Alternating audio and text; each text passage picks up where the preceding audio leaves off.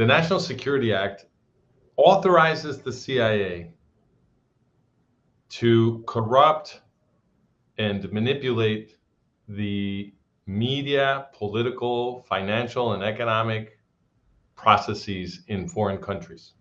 So the CIA has explicit authorization to go ruin the democratic life of other countries and to corrupt their politicians, their media, their financial institutions, everything.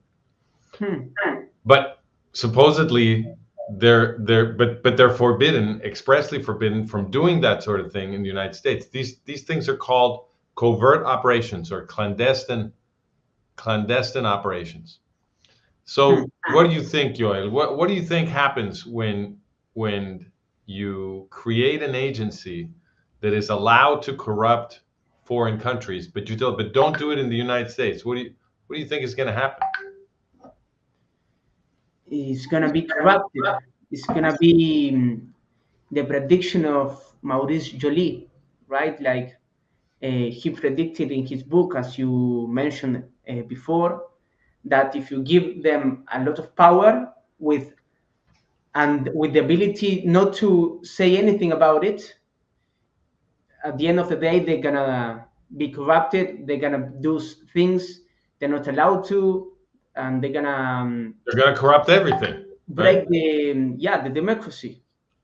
They're gonna corrupt everything because so what the National Security Act does, in addition to encouraging the CIA to corrupt the structures of foreign countries, it gives the CIA permission to initiate any action at any time without asking anybody, and they can postpone the report of any such activity. And we explained all that in the article on the National Security Act. They can postpone any report of their activities indefinitely, just putting a stamp that says national security on the documents, right? So of course, what kind of people would you recruit to the CIA? Would you be recruiting people who are entirely unscrupulous, right? Because the entire point of the CIA is to lie to people, right? So the covert operations require that if you're a CIA agent, that you present yourself as something else. So you'll pretend to be a businessman, or you'll pretend to be a journalist. You may even pretend to be a State Department diplomat.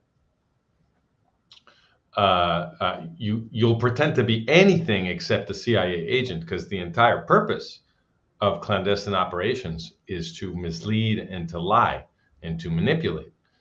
So that means that you're not going to be recruiting honest, scrupulous people to the CIA. You're going to be recruiting crooks. And that means, so if you tell these crooks, look, you can corrupt anything outside of the United States, but don't touch the United States, they're not going to be able to resist. These are people who are drunk on their power to manipulate foreign structures, right? They're not going to resist extending their power inside the United States. And that's precisely what Ramparts demonstrated when they published this expose that showed the National Student Association was a front for the CIA. When this was exposed, the CIA had been operating for 20 years. It was created in 1947.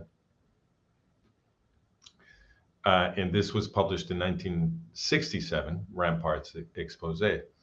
So when they published that, a lot of people wondered, what else are they doing?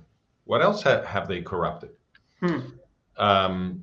And Ramparts kept investigating, and then other investigators, for example, at the New York Times and other places, started investigating, and they quickly found that the CIA had corrupted pretty much everything. I mean, it was a giant octopus of corruption that had spread its tentacles into absolutely everything